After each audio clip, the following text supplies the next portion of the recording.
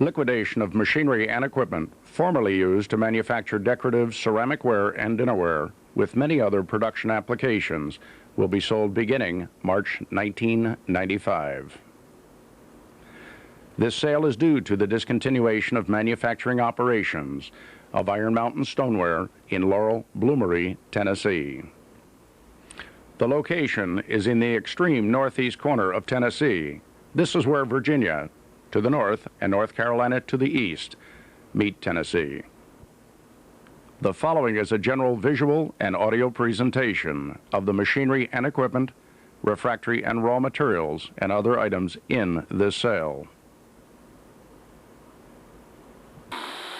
This is the manufacturing operations and the store where retail operations are conducted. This is a very scenic part of North America, and your visit to inspect the machinery and equipment that is being sold will certainly be a pleasure to you.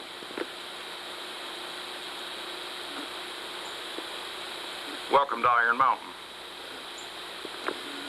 The retail store operations are unaffected by the liquidation of the manufacturing operations.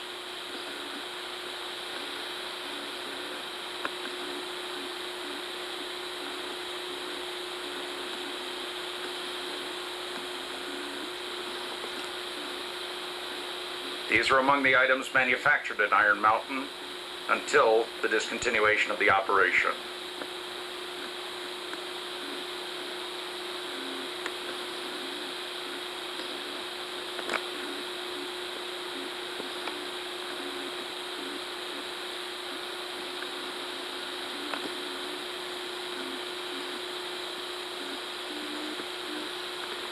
These are examples of unfired greenware still in the manufacturing area. Molds used in the manufacture of these products will be sold. The mold cases will also be sold.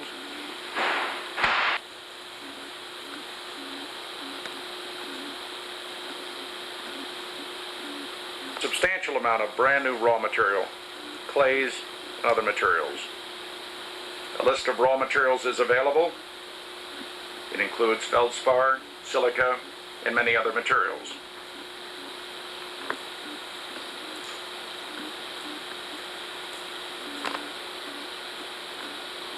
There are many different types of weigh scales, including this platform scale.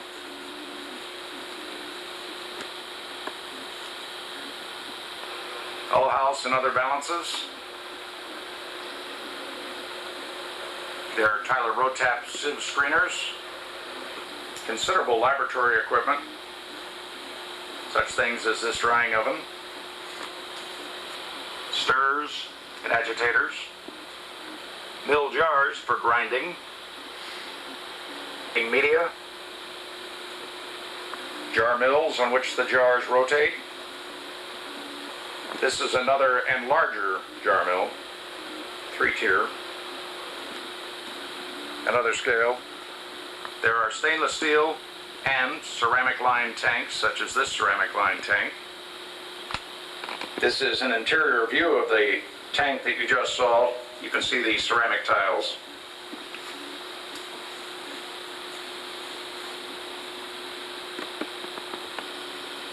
There are many, dozens of diaphragm pumps of many different types. Ceramic line ball mills. There are lots of flint grinding media of different sizes. These are blunging tanks manufactured by Bolton in Stoke-on-Trent, England. This is another Bolton blunging tank. This is an interior view of that blunging tank. You can see the agitators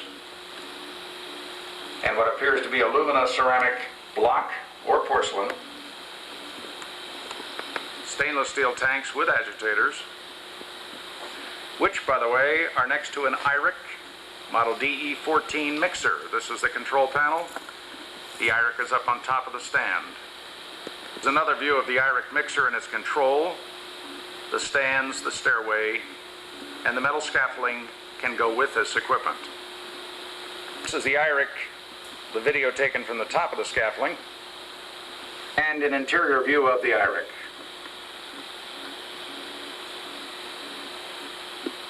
This is an interior view of the stainless steel tank. It was the first tank that you saw prior to seeing the IRIC mixer. And this is a view of the stainless steel tank that's in the center of the three. This Sweequip, which is a Mexican-built Sweeco, is a 48-inch, 2-deck stainless steel screen separator. This is a very nice model PR9 Fate pug mill extruder with de-airing. It does have dual drives.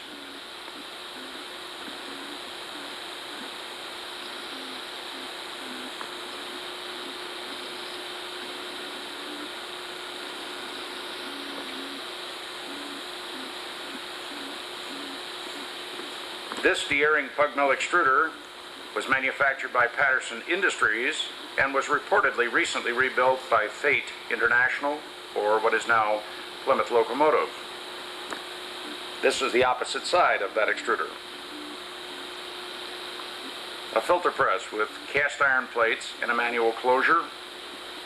This filter press is complete. The plates are stacked up in another location of the plant at this moment. It has circular cast iron plates. There is a substantial number of hand-operated jiggers with power-driven wheels. This is an oval jigger. It's a rather unique piece of equipment and very desirable.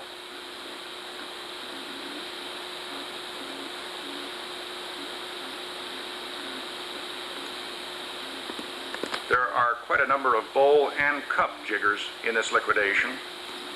This is a Netsch flatware jigger. This is an SKK cup or shallow bowl jigger, manufactured in Korea. One of the most desirable pieces of machinery is this ram press. It was reconditioned not long ago. It is complete. The hydraulic power pack is with the unit. This is the power pack. View from the rear of the ram press power pack and the ram press itself. This is the mold area of the ram press. There are a lot of mold rings that come with the ram press. Most have been recently reground and trued. The Walco Unimatic flatware jiggering system. It includes the controls, the feeder, the extruder, the forming and finishing equipment. It's not installed. It's in separate pieces. A layout drawing and general descriptive brochure are available for this system. This system was last tooled for bowls, we are told. This is a Netsch cup dipping line. It is complete, this being the part where the glaze is applied. It includes the feed and takeoff conveyors.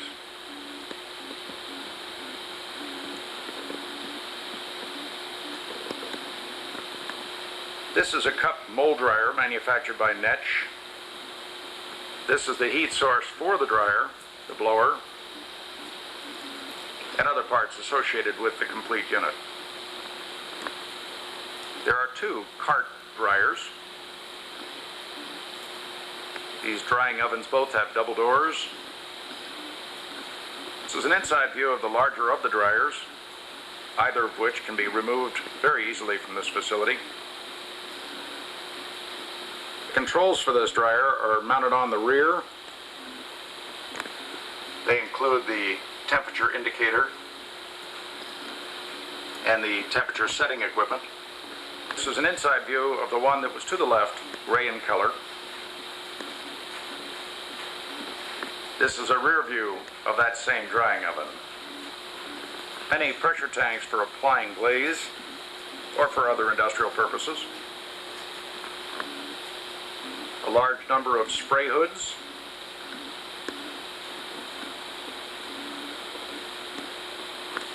This glaze applicator is one of several pieces that make it a complete system. It's out of service. These are the hoods. This is the water wash system for the overspray. We're looking at the inside of this wash system. There are many other pieces of glazing and glaze application equipment. Another glazing machine with a belt running through the tank. Here we have a jet dryer. Very nice installation. A mango dryer.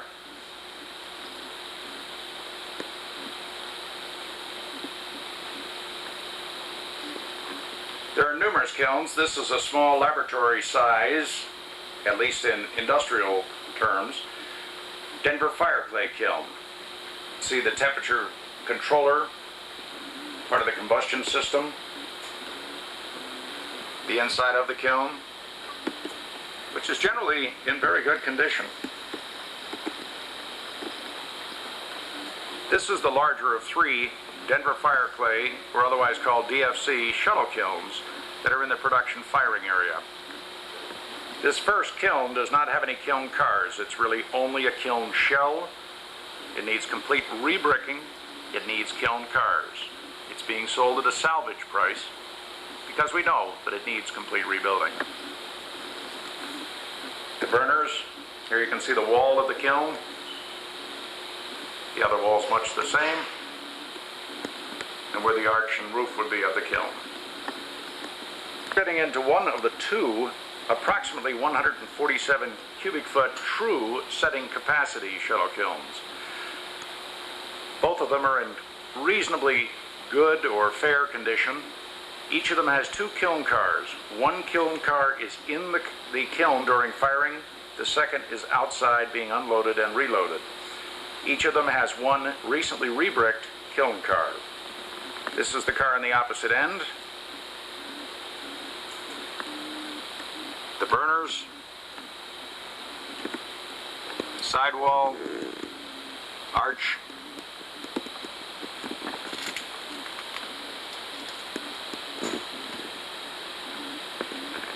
This is the second of the shuttle kilns.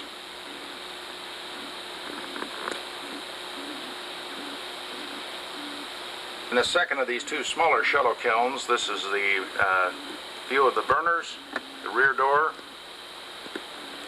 sidewall, crown or arch.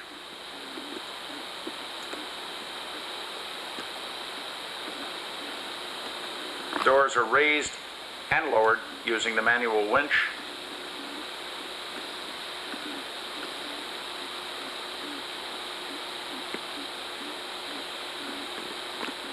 This was the recently rebricked car for the second of the 147 approximate true setting area shuttle kilns.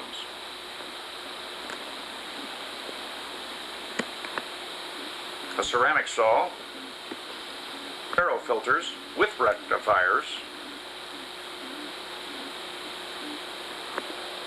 pallets and pallets of diaphragm pumps, fans, pallet jacks, forklift trucks, and other material handling equipment. This is an outstanding Alice Chalmers 4,600 pound capacity electric forklift truck. Has an extending mast and the charger.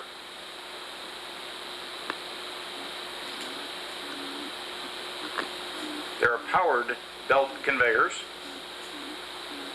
different lengths and widths of belts. Here's a belt conveyor with a infrared drying system that's been improvised over it. There are many foot grinders. You can see the abrasive wheel, which is motor driven, in the center of your screen. This is a belt driven foot grinder, or belt grinder. This is a Zeidler grinder. It's a full complement of abrasive belts for this unit. Cup handle trimming system consisting of this piece and this for abrasive wheel foot grinder. There are several decorating stations with the attachments to pull a vacuum on the lines attached to the station to grip and hold plates or other objects against the resilient pads.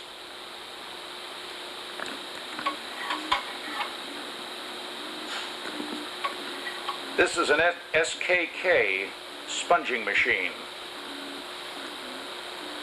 generally used for plates. There's another view where you can see the sponges themselves, where the plates are mounted.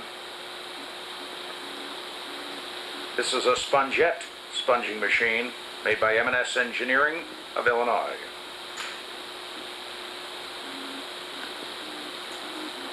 Glazing equipment by CCS of Stoke-on-Trent, England. It's a significant amount of silicon carbide plates. Factory. It is in very good condition. Silicon carbide plates, for example, have never been removed from the crates in which they were delivered. They're still brand new and will be sold as second-hand, but still unused silicon carbide plates. There are 16 crates of used, but in very good condition, posts, plates, and piers of silicon carbide. Most of it, if not all of it, was made by electroporcelain. This is Malkin Type 101 lining equipment. Partially, but not completely rebuilt, is this Malkin Type 700 striping machine. There are many wear carts. This is a very desirable Morehouse Cowles unit. Lots of brushes and artisan supplies will be sold, including the large quantities of raw materials. There will be small lots. There are 4 or more air compressors of different types. This is a very efficient Davy Permavane screw type. So many carts that we've had to put many of them by the dozens and dozens outside of the building. That's also true of wear boards for the wear carts. By the time this liquidation is underway, such things as this additional Mangle type dryer and other equipment currently stored outside will be inside and available for complete inspection. This is a nice Joy Twistair air compressor with a 15 horsepower motor. And a nice 7.5 horsepower Joy Twistair air compressor with receiver. Glass cabinet for the shop. Small saw. Acetylene torch outfit. And bins of general shop supplies, as well as backup replacement parts, which will be sold in lots, quite inexpensively.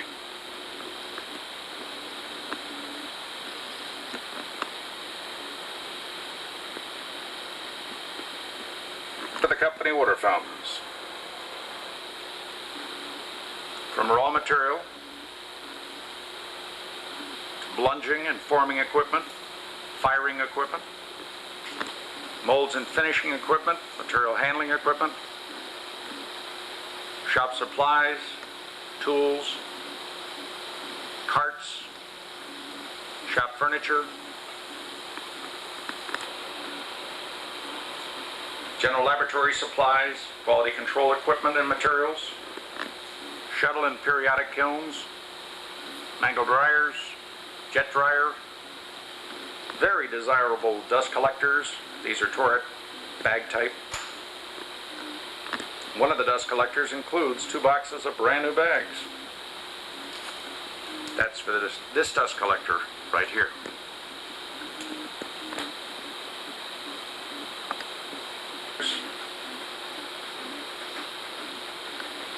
Here's a brand new, never used, vertical plug mill extruder made in Stoke-on-Trent, England. Batch kiln,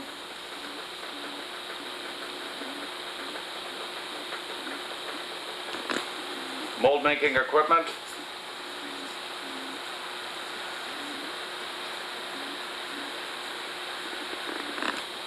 plug mill extruders, screen separator, fluid pumps,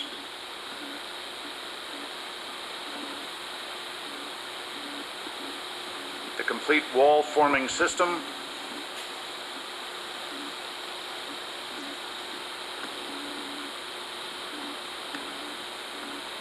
steel blunging tanks, IRIC mixers, lines of jiggering equipment,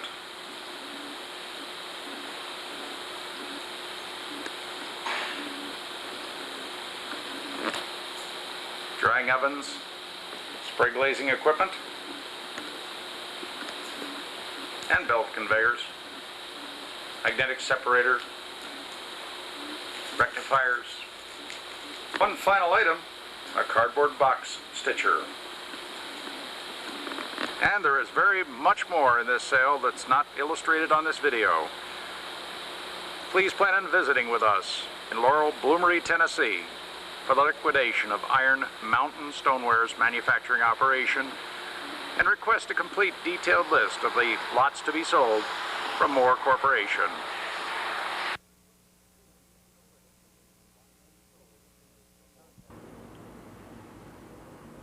Contact MOHR Corporation for any further information or assistance concerning this sale.